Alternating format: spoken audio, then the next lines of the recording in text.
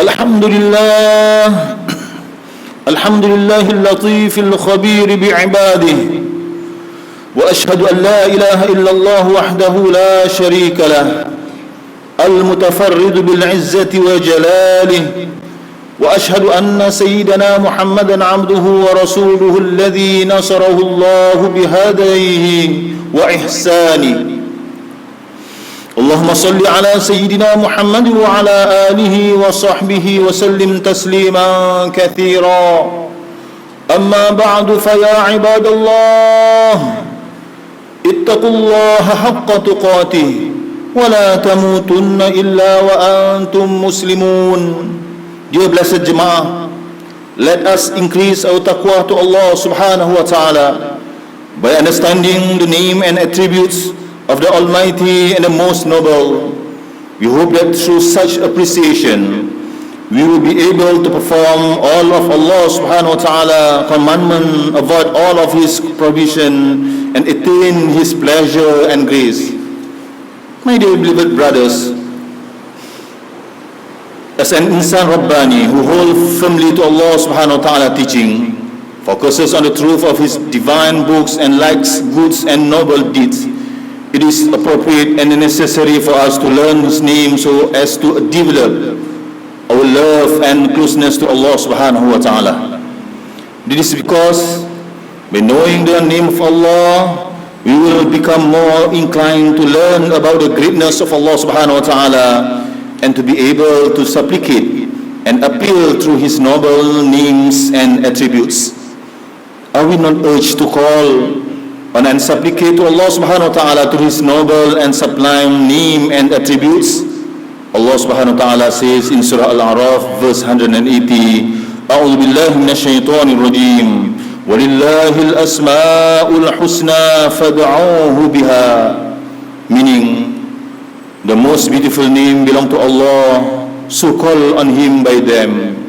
In fact, Allah subhanahu wa ta'ala introduced Himself to His servant by His beautiful name and His glorious attributes. All these are mentioned clearly in His divine book Al-Quran Al-Karim. In reality, we will find that almost every verse of the Al-Quran Al-Karim will conclude with either a reminder or a mention of Allah subhanahu wa ta'ala name or His attributes. For example, in Surah An-Nisa verse 17, they speak that about repentance and forgiveness from Allah subhanahu wa ta'ala. It ends with the name of Allah subhanahu wa ta'ala as the most knowing and the most wise. Allah says, أعوذ بالله من الشيطان الرجيم إنما التوبة على الله للذين يعملون السوء بجهالة ثم يتوبون من قريب فأولئك يتوب الله عليهم وكان الله عليما حكيما. صدق الله العظيم. Meaning, the repentance accepted by Allah subhanahu wa ta'ala is only for those who do wrong in ignorance or carelessness and then repent soon after. It is those to whom Allah subhanahu wa ta'ala will turn in forgiveness, and Allah subhanahu wa ta'ala is most knowing and most wise. So my dear brothers, how can we not afford to know Allah subhanahu wa ta'ala while Allah created us and bestowed upon us all forms of blessing? Allah subhanahu wa ta'ala will give us a forgiveness, so we have to follow what have Allah subhanahu wa ta'ala give. So my dear brothers,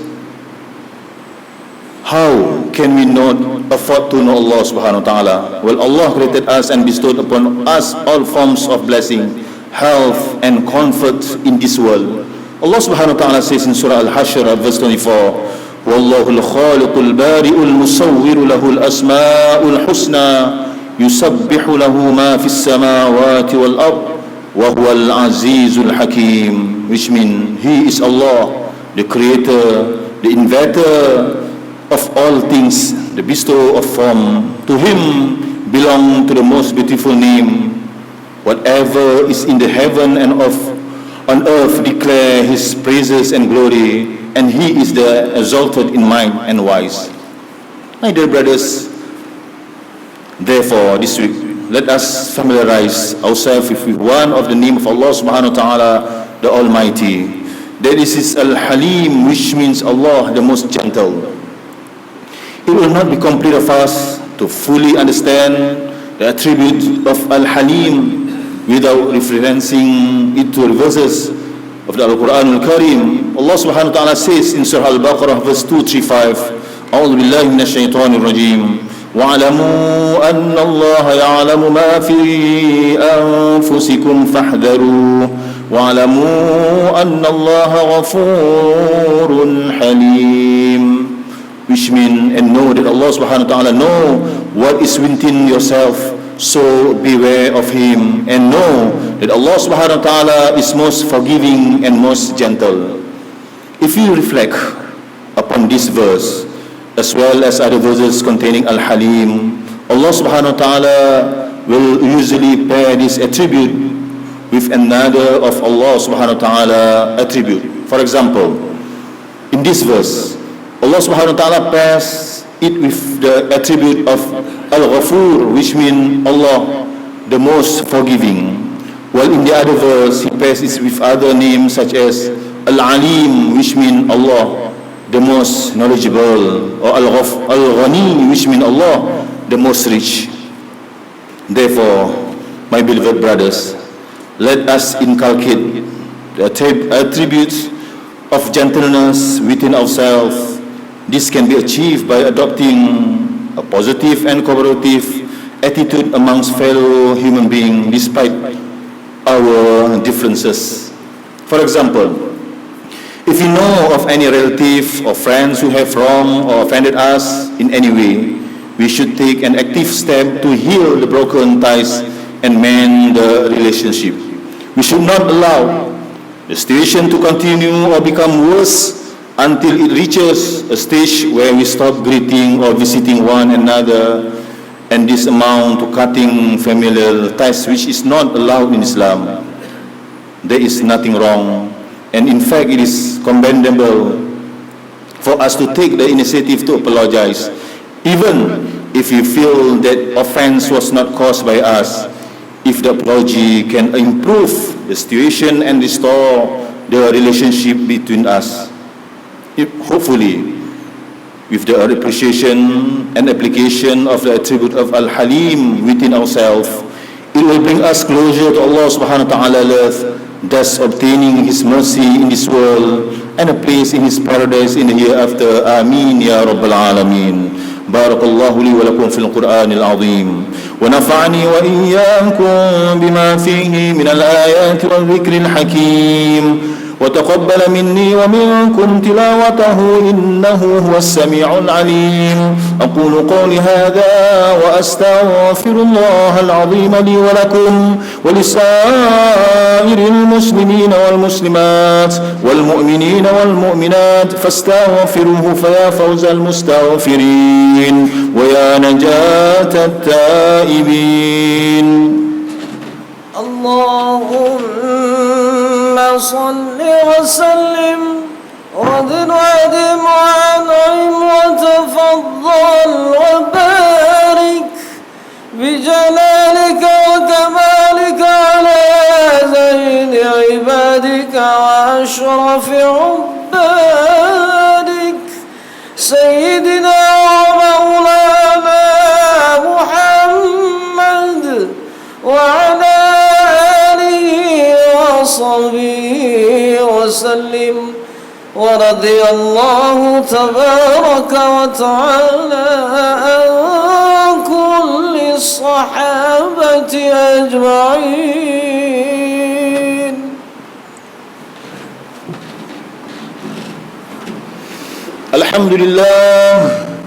الحمد لله حمدا كثيرا كما أمر، وأشهد أن لا إله إلا الله وحده لا شريك له إقرارا بربوبيته وإرغاما لمن جهد به وكفر، وأشهد أن سيدنا محمدا عبده ورسوله سيد الخلائق والبشر. اللهم صل وسلم على سيدنا محمد وعلى آله وأصحابه مصابيه الغرر. أما بعد، فيا عباد الله اتقوا الله تعالى فيما أمر وانتهوا عما نهاكم عنه وزجر.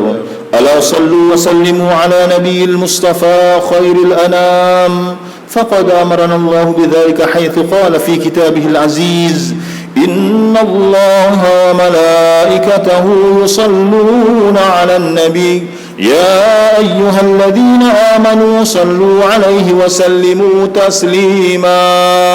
اللهم صل وسلم وبارك عليه. اللهم صل وسلم على سيدنا محمد وعلى آل سيدنا محمد كما صليت وسلمت على سيدنا إبراهيم وعلى آل سيدنا إبراهيم في العالمين إنك حميد مجيد. وارض اللهم عن الخلفاء الراشدين المهديين أبي بكر وعمر وعثمان وعلي، وعن بقية الصحابة والقرابة والتابعين وتابعي تابعيهم بإحسان إلى يوم الدين، وعنا معهم وفيهم برحمتك يا أرحم الراحمين. اللهم اغفر للمسلمين والمسلمات والمؤمنين والمؤمنات الأحياء منهم والأموات، إنك سميع قريب مجيب الدعوات وقاضي الحاجات. اللهم أعز الإسلام والمسلمين وذل المعتدين الظالمين، ودمر أعداءك أعداء الدين، وانصرنا عليهم يا رب العالمين. اللهم انصر إخواننا في كل مكان، وارفع عنهم القهط والبلاء والحرب والاعتداء. ربنا لا تزغ قلوبنا بعد إذ هديتنا، وهب لنا من لدنك رحمة إنك أنت الوهاب. ربنا آتنا في الدنيا حسنة وفي الآخرة حسنة وقنا عذاب النار. عباد الله، إن الله يأمر بالعدل والإحسان وإيتاء ذي القربى وينهى عن الفحشاء والمنكر والبغي يعظكم لعلكم تذكرون. فاذكروا الله العظيم يذكركم واشكروه على نعمه يزدكم، ولذكر الله أكبر والله يعلم ما تصنعون. أقم الصلاة. الله أكبر الله أكبر. أشهد أن لا إله إلا الله. أشهد أن محمد رسول الله. حي على الصلاة حي على الفلاح. قد قامت الصلاة قد قامت الصلاة. الله أكبر الله أكبر. لا إله إلا الله.